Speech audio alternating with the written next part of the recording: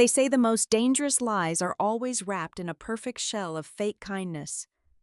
When my fiancé canceled our wedding exactly 3 days before the ceremony, claiming it was to protect me from legal ruin, he had no idea he was handing me a profound gift, the exact ruthlessness needed to destroy him.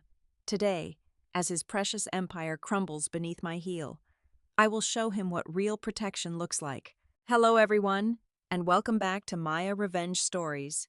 We want to sincerely thank you for your incredible support, but unfortunately, YouTube has demonetized our channel, leaving us without the budget to keep operating here, meaning we will not be uploading new videos in the near future.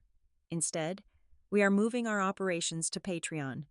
So if you enjoy today's story, please support us there to hear even better, longer, and more detailed exclusive true stories with multiple emotional voice actors that we simply cannot make public on YouTube. You can join our community by scanning the QR code on your screen right now, or by clicking the Patreon link in the video description or the pinned comment. Now, let us begin today's story and follow our main character, Thea Holland. The rain in Seattle always had a way of washing the city clean, but inside the 54th floor of the Apex Enclave, the air was entirely untouched by the world below. It was an ultra-exclusive private club suspended above the glittering skyline, a fortress of glass and shadows where the tech elite came to carve up the world over scotch and cigars. I sat alone at a corner table carved from dark mahogany, my fingers tracing the rim of a crystal martini glass. The olive rested at the bottom, perfectly still. It had been exactly 5 years since the night my life was supposedly destroyed. 5 years since the man I was going to marry stood in my apartment and told me he had to let me go. Now, the heavy silence of this room felt like a tailored suit, fitting me perfectly. The thick oak doors at the entrance opened, and the low hum of jazz and conversation in the room seemed to pause for a fraction of a second. I did not need to turn my head to know who had walked in. Some presences are loud even when they try to be elegant. Adrian Rossi strode into the amber light, wearing a custom navy suit that screamed inherited wealth. Beside him, clinging to his arm like a velvet snare, was Olivia. She wore the unmistakable glow of a woman who believed she had won the ultimate prize. Her chin tilted upward, scanning the room to ensure everyone noticed her arrival as the future bride of the Rossi Empire. But what caught my eye was not her haughty expression. It was the jewelry resting against her collarbone. A brilliant cut diamond pendant, encased in a bespoke platinum cage. I recognized every single curve of that metalwork. Adrian had designed it for me, a gift he had bragged about sketching himself during our first year together. Seeing it on her chest did not ignite a spark of jealousy or rage. Instead, it felt like looking at a cheap replica in a museum gift shop. Adrian guided her toward the bar, his hand resting possessively on the small of her back. Then, he turned. His gaze swept over the velvet booths and stopped dead when it landed on me. For a brief second, his steps faltered. The polished veneer of the tech prints cracked, revealing a flash of absolute shock. I watched his eyes dart over my appearance. I was not wearing the exhausted, stressed expression of the disgraced engineer. He remembered. I was draped in an emerald silk dress that cost more than his first car, radiating a quiet, dangerous kind of peace. The shock quickly morphed into something else. The old, familiar arrogance crept back into his posture. He leaned down, whispered something into Olivia's ear, and then they both walked toward my table. "Thea," Adrian said, stopping just close enough to cast a shadow over my drink. His voice dripped with a synthetic sweetness, the kind of tone one uses when speaking to a wounded animal. "I did not expect to see you in a place like this. Are you doing all right?" Olivia placed a manicured hand on his shoulder, her eyes entirely devoid of warmth. "It is a surprise," she added, her voice high and breathy. "This club has such a strict membership fee. Are you here with someone, Thea? We would hate to interrupt a business meeting. Assuming, of course, you found your way back into the industry." He looked at me with a tragic smile, fully believing I was drowning. He thought I was sitting here clinging to the ghosts of my past, perhaps invited by a pitying former colleague, scraping by on the fringes of the empire he was born to rule. I did not flinch. I did not frown. I simply looked up at him and let a slow, faint smile touch my lips. "I am doing beautifully, Adrian," I said, my voice barely above a whisper, smooth and entirely empty of emotion. I did not offer an explanation about why I was here. I did not defend my presence or my career. Silence is a weapon that the arrogant never know how to defend against. I raised 2 fingers into the air. The sommelier, who had been ignoring the Rossi air for the past 5 minutes, materialized at my side instantly, bowing his head in quiet reverence. "The check, Miss Holland," the sommelier murmured, handing over a leather booklet. I opened it, the tab for the private dining suite I had rented out for my board earlier that evening, along with my solitary drink, came to just over $12,000. I did not blink. I reached into my clutch and pulled out a solid metal card, entirely black, devoid of a name or a bank logo. It was a tier of wealth Adrian had only read about in financial magazines. I placed it on the tray. "Keep it open for the staff. Thomas, add $500 for yourself. The service tonight was flawless." "Thank you, Miss Holland. Have a wonderful evening," he replied, taking the tray with trembling respect. Adrian's eyes were locked on the metallic glint of the card, disappearing into the waiter's hand. The condescending smile on his face had completely vanished, replaced by a rigid, pale confusion. Olivia's hand dropped from his shoulder, her gaze flickering between my emerald dress and the space where the waiter had just stood. I stood up smoothly, picking up my clutch. I did not say another word to either of them. As I walked past, I closed the distance just enough so they could catch the scent of my perfume. It was a cold, sharp note of cedar and crushed iris, lingering in the air long after I stepped away. I left them standing there in the middle of the lounge, frozen, entirely paralyzed by the sudden, terrifying realization that the woman they had thrown into the fire had somehow become the one holding the matches. The memory of that night in the club faded, replaced by the sterile, blinding fluorescent lights of another glass building. 5 years ago, the world looked very different. I was the chief engineer at Aura Vanguard Dynamics, a pioneering tech firm where the Rossi family held the largest financial stake and absolute control. I was 28 years old and operating at the absolute peak of my intellect. I had spent thousands of hours designing a revolutionary green energy grid from scratch. It was a massive infrastructure project valued at over $2 billion, engineered to stabilize urban power networks across the entire West Coast. I poured my blood, my sleep, and my entire youth into those complex schematics. I foolishly believed that undeniable talent, pure logic, and relentless hard work were enough to secure my place at the head of the table. But in the suffocating, ruthless hierarchy of corporate America, brilliance is merely a raw commodity. Power, and the willingness to crush others to maintain it, is the only currency that actually matters. The execution was orchestrated with a terrifying, cold-blooded efficiency. It began on a normal Tuesday morning with an unscheduled, highly aggressive external audit. I was suddenly pulled from my laboratory and summoned to a windowless, soundproof conference room on the executive floor.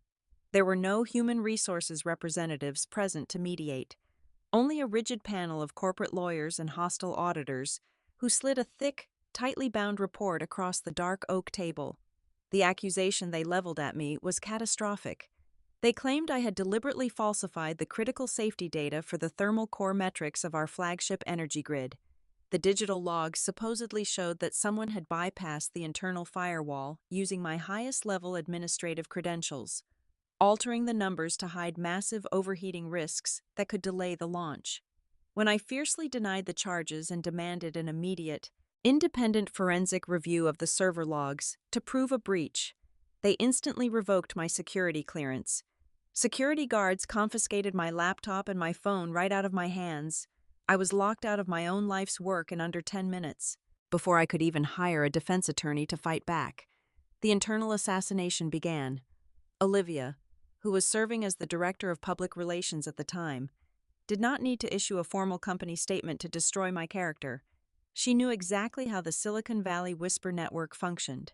She moved smoothly through the executive lounges, high-end coffee shops, and exclusive networking events, planting venomous seeds wrapped in a tone of deep, fake sympathy. She would lean in, lower her voice, and whisper to department heads and key investors. "It is such a heartbreaking tragedy," Olivia would say, shaking her head. Thea pushed herself way too hard. The pressure for the upcoming public offering just broke her mind. She sacrificed basic engineering ethics to meet the production timeline, and now it has ruined her. Within 48 hours, the narrative was completely rewritten. I was no longer a victim of a highly coordinated corporate setup. I was a cautionary tale, a disgraced, hysterical woman who buckled under the immense weight of her own unchecked ambition. The final nail in this coffin was driven by Adrian's mother, Victoria Rossi. Victoria was the absolute matriarch of the family, a wealthy woman who viewed human beings as disposable chess pieces. When the scandal threatened to lower the financial valuation of Aura Vanguard Dynamics, she moved with the ruthlessness of a seasoned predator. She summoned Adrian to her sprawling estate and delivered a non-negotiable ultimatum. The pristine Rossi legacy could never be tethered to a disgraced engineer accused of massive corporate fraud. She forced him to cut all ties with me immediately to protect their investor relations and their stock prices. The ultimate betrayal happened exactly 3 days before our wedding. My white silk dress was hanging quietly in the bedroom closet. The caterers were already paid in full. The floral arrangements were ordered. Adrian let himself into my apartment late at night. He did not even bother taking off his expensive cashmere coat. He stood in the center of my living room, staring at the floorboards, completely unable to meet my eyes. He looked like a cornered, frightened animal reciting lines carefully prepared by his corporate defense attorneys. "This is the best way I can do it," Adrian said, his voice trembling with a sickening, hypocritical attempt at sounding merciful. "This is the only way I can stop the board from taking you to court. I negotiated a quiet exit for you. You just have to walk away. Leave the industry." I stood there, staring at the man I was supposed to marry in less than 72 hours. He framed his absolute cowardice as a heroic rescue mission. I was cutting my throat and demanding that I thank him for holding the knife. I lost everything in a single, agonizing night. The career I had sacrificed my entire youth to build was entirely eradicated. My hard-earned reputation was completely reduced to ash, and the man I trusted implicitly had revealed himself to be a spineless puppet controlled by his mother's wealth. I did not scream. I did not throw things. When absolute injustice crushes you, it does not sound like a roaring fire. It sounds like a cold vacuum pulling all the air from your lungs. I packed a single suitcase, carrying a massive, heavy injustice that I had absolutely no platform to explain, and walked out into the freezing Seattle night, leaving my ghost behind in that apartment. Exile is only a prison if you stop building. When I was banished from the industry, I did not waste a single hour crying over a future that was never meant for me. I leased a tiny, unheated garage on the outskirts of Bellevue. I bought a refurbished server rack and spent 18 hours a day coding under the faint hum of a dying fluorescent bulb. I registered a shell corporation out of Delaware under a fabricated identity and began developing a new energy compression core. It was fundamentally superior to everything I had built before. Grief had stripped away my hesitation. Anger had sharpened my focus into something lethal. It took exactly 14 months for my anonymous patent filings to trigger the radar of the most ruthless venture capitalist in the Pacific Northwest. Hayes Montgomery was not a man who operated on charity. He was a financial predator, renowned for his icy demeanor and an absolute refusal to invest in anything less than revolutionary. He was also a man who valued empirical data above corporate gossip. He bypassed my carefully constructed digital firewalls, ignored the shell company facade, and tracked the IP address straight to my freezing garage. He walked in unannounced on a Tuesday morning, wearing a charcoal suit that looked entirely out of place next to my scattered circuit boards. He did not ask about the scandal. He did not mention my ruined reputation. "Your thermal routing algorithm is functioning at 98% efficiency," Hayes said, staring directly at my main monitor. "Aura Vanguard is struggling to hit 70. You are sitting on a paradigm shift, Miss Holland, and you are doing it in a room that smells like cheap coffee and burning solder. I'm going to give you $50 million in seed capital by Friday. We will build a fortress around your identity until the infrastructure is undeniable. Howe was true to his word. Hayes became the impenetrable shield I needed to rebuild my empire in the shadows. Over the next 3 years, we expanded from a garage to a sleek underground facility, employing 400 of the brightest engineers in the country. He handled the aggressive corporate acquisitions, the legal labyrinths, and the public-facing operations, while I commanded the engineering floor from a secure, undisclosed laboratory. Our relationship was forged in the quiet hours of the morning, surrounded by empty takeout containers and glowing lines of code. It was a partnership built on an unshakable foundation of absolute intellectual equality. There were no fragile egos, no maternal ultimatums, and no cowardly retreats. When we argued over system architectures, it was brutal and brilliant.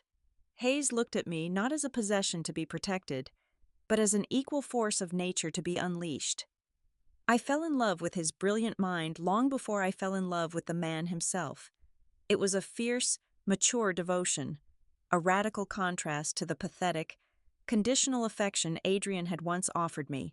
Now, exactly 5 years later, the board at Aura Vanguard Dynamics was secretly panicking, behind the glossy public relations campaigns and the extravagant galas.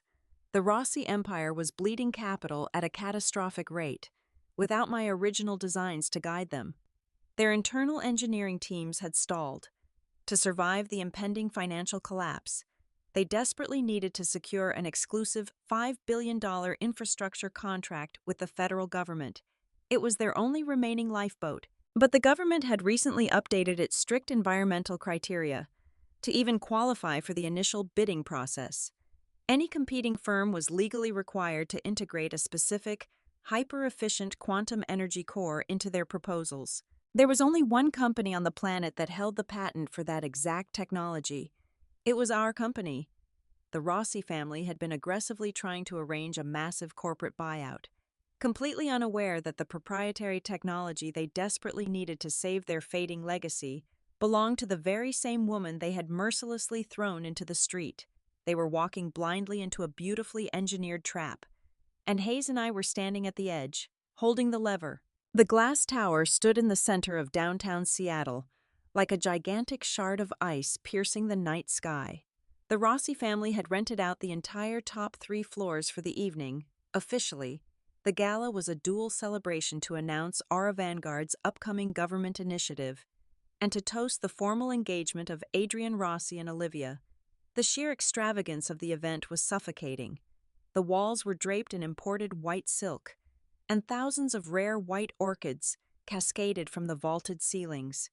Waiters in pristine uniforms glided through the room carrying silver trays of caviar and vintage champagne. It was a desperate, incredibly expensive illusion of prosperity, perfectly designed to mask the rotting foundation of a dying corporate empire. Hayes Montgomery stepped out of the black town car and offered me his hand. I was wearing a floor-length gown of midnight blue silk, structured and sharp, paired with a vintage sapphire necklace that rested heavily against my collarbone. There was no hesitation as I took his arm. We walked past the flashing cameras of the local press and the velvet ropes, gliding effortlessly into the golden warmth of the main ballroom. The reaction was immediate and utterly delicious. When you belong to the absolute upper echelon of Seattle's elite, you are taught from birth never to stare. But as Hayes and I descended the grand glass staircase, the polite hum of classical music and wealthy networking was suddenly swallowed by a frantic, buzzing wave of whispers. I watched the realization ripple through the crowd in real time. They recognized Hayes first, the legendary venture capitalist whose mysterious firm held the sole key to the Rossi family's survival. Then, their eyes shifted to his plus one, the disgraced engineer, the ghost they had all collectively agreed to bury exactly 5 years ago. Standing near the center of the room, Victoria Rossi looked like she had just swallowed broken glass. She was holding a crystal flute, and for a fraction of a second, her knuckles turned entirely white. Adrian stood beside her, his tailored tuxedo doing absolutely nothing to hide the sudden, rigid panic seizing his posture. He looked exactly like a man who had just realized the ground beneath his feet was made of very thin ice. They were desperate to secure Hayes Montgomery's favor tonight, which meant they were entirely powerless to summon security and throw me out. I smiled warmly in their direction. Victoria sharply turned her head away, her chest heaving with suppressed rage. Hayes leaned in, his lips brushing the edge of my ear. "They look like they are attending a funeral," he murmured, a dangerous amusement lacing his tone. "They are," I replied softly, keeping my eyes on the crowd. "They just do not know it is theirs yet." A group of anxious investors immediately swarmed Hayes, eager to introduce themselves to the man holding the $5 billion patent. He gave me a brief, knowing look before allowing himself to be pulled into the fray, giving me the space I needed to wander. I walked toward the back of the room, stopping next to a massive, glowing tower of champagne glasses. I did not have to wait long. I could hear the aggressive click of stiletto heels approaching rapidly from behind. "Thea!" I turned slowly. Olivia stood there, wrapped in a white designer gown that looked far too much like a wedding dress. Her smile was blindingly bright, stretched tightly across her face, but her eyes were cold, calculating, and frantic. She had spent the last 5 years cultivating the perfect image of a benevolent, victorious queen, and my mere presence was a direct threat to her coronation. "Olivia," I said, my voice smooth and perfectly pleasant. "The white orchids are a beautiful touch, very traditional." She took a step closer, intentionally invading my personal space, lowering her voice so only I could hear the venom dripping from her words. "I have to admit, it is incredibly brave of you to show your face here tonight," Olivia whispered, her tone dripping with fake, sugary concern.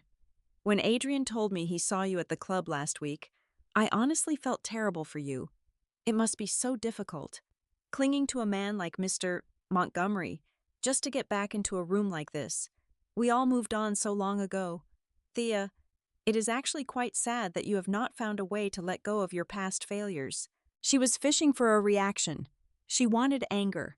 She wanted me to raise my voice, to make a scene, to spill a drink, and prove to everyone in the room that I was still the hysterical, unstable woman she had painted me to be 5 years ago. I looked at her, my expression completely serene. I reached out and carefully lifted a glass of champagne from the edge of the crystal tower. I took a slow, deliberate sip. "You know, Olivia, I was actually reading through the preliminary schematics for Aura Vanguard's new government proposal this morning," I said, my voice conversational and light, as if we were discussing the weather. "It is a very ambitious design, but I am curious. How exactly are your engineers planning to bypass the thermal decay rate in Sector 4? Because if the core temperature hits exactly 82 degrees, the secondary fail-safes will collapse, and the entire grid will melt down in under 12 seconds. The fake smile on Olivia's face shattered instantly. All the color drained from her cheeks, leaving her looking hollow and terrified. Her breath hitched in her throat. The flaw I had just casually mentioned was the most heavily guarded, catastrophic secret of their entire project. A hidden data failure they were desperately trying to cover up before the government inspectors arrived. I tilted my head, offering her a look of gentle, absolute pity. "Enjoy your party, Olivia," I whispered. I turned and walked away, leaving her standing frozen next to the champagne tower, suffocating under the sudden, crushing weight of her own impending ruin. The low, resonant chime of a crystal bell echoed through the glass tower, signaling the beginning of the main event. The ambient lights dimmed to a deep, dramatic indigo, leaving only a blinding white spotlight focused on the grand stage at the front of the ballroom. The polite chatter dissolved into absolute silence. The trap was set, the steel jaws pulled back and waiting. Adrian Rossi walked up the mahogany steps to the podium. He adjusted his tailored tuxedo jacket with a practiced, arrogant grace, projecting the absolute confidence of a king addressing his loyal subjects. He leaned into the microphone, flashing his signature, heavily rehearsed smile. "Ladies and gentlemen, distinguished guests, and valued partners," Adrian began, his voice booming effortlessly across the massive room. "Tonight, We are not just celebrating a new chapter for Aura Vanguard Dynamics. We are celebrating the core values that have kept this family standing strong for over 40 years: integrity, transparency, uncompromising business ethics. I stood near the back of the room, watching the performance with a completely blank expression. The hypocrisy was so dense it was almost physically suffocating. In an industry constantly tempted by shortcuts, Adrian continued, pacing slowly across the stage, we have always chosen the path of honor, and no one embodies that guiding light more than my brilliant, beautiful fiancé, Olivia. She has been the moral compass of this company, steering us through our darkest hours and ensuring that our legacy remains untarnished. He paused perfectly, allowing a wave of polite, wealthy applause to wash over the room. Olivia, seated at the prime table in the very front row, pressed a hand to her chest and offered a humble, glowing smile. It was a flawless, theatrical production. But to take our next great leap, Adrian said, his tone shifting into deep reverence, we need a partner who shares our absolute commitment to excellence, a visionary who holds the final piece to our greatest infrastructure project yet. Please, join me in welcoming a man who needs no introduction, Mr. Hayes Montgomery. The applause erupted into a roaring ovation. Every investor in the room leaned forward, hungry for a glimpse of the man who held their financial salvation. Hayes stepped out from the shadows near the edge of the stage. He did not smile. He did not wave to the crowd. He walked to the center of the platform with the terrifying, unhurried stride of a predator approaching a trapped animal. Adrian stepped aside, extending a hand to shake, but Hayes walked straight past him and grasped the edges of the podium. The applause nervously faded away, replaced by an uneasy, heavy silence. Hayes looked out over the sea of faces, letting the quiet stretch for 5 agonizing seconds. Integrity. Hayes finally spoke. His voice was low, devoid of any warmth, cutting through the vast room like a scythe. It is a beautiful word, but in my experience, the loudest voices preaching about integrity are usually the ones desperate to cover up the stench of their own decay. The atmosphere in this ballroom instantly turned freezing cold. The wealthy investors exchanged frantic, confused glances. Adrian's rehearsed smile completely collapsed, his face twitching as he stared at the back of Hayes's head. We are gathered here tonight to celebrate innovation, Hayes continued, his tone accelerating, tightening the invisible noose. But what happens when that innovation is built on a foundation of absolute fraud? What happens when a dynasty is entirely dependent on crimes hidden under beautiful facades? What happens when a company secures its future by destroying and discarding the very stolen geniuses who built it? A loud, collective gasp rippled through the front rows. The whispering started, sharp and panicked, spreading like wildfire across the tables. At the center of the VIP section, Victoria Rossi's mask of high society elegance violently shattered. She gripped the padded armrests of her chair so tightly that her knuckles were bone white, her chest heaving as she stared at the stage in absolute horror. Olivia instantly recognized the lethal danger. Her survival instincts kicked in with violent speed. She shot out of her chair, turning her back to the stage, and stared wildly toward the elevated audio-visual booth suspended at the back of the ballroom. She locked eyes with the head technician and frantically slashed her hand across her throat, screaming a silent, desperate command to cut the microphone. The technician panicked, slamming his hands over the massive soundboard. He flipped the kill switches. He yanked the master volume sliders all the way down. Nothing happened. Hayes's voice continued to boom flawlessly through the immense speaker system. The technician violently hammered the emergency power override buttons, sweat pouring down his face, before he finally looked down at Olivia and shook his head in pure terror. The entire mainframe had been completely locked out by a remote digital override. The Rossi family had officially lost control of their own stage, their own narrative, and their own empire. The countdown had reached 0. Hayes stepped back from the microphone. He did not introduce me. He simply gestured toward the shadows at the edge of the stage. The blinding white spotlight shifted abruptly, sweeping across the dark mahogany floorboards until it found me. I stepped fully into the light, my midnight blue gown catching the intense glare, and walked slowly toward the center of the platform.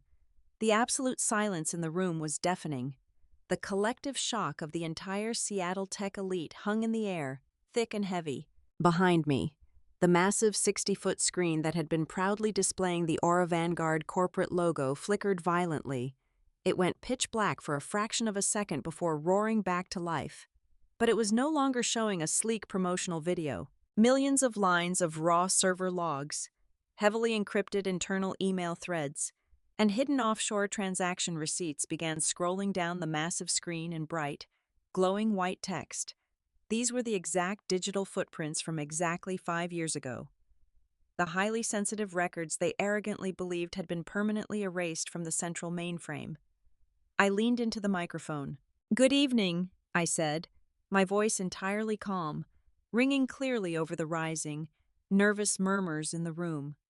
Since Adrian is so incredibly eager to discuss transparency and uncompromising ethics tonight, I thought it would be appropriate to share the actual foundational documents of your new quantum grid. I raised a small wireless remote and clicked it once. The screen locked onto a specific digital diagnostic report from 5 years ago.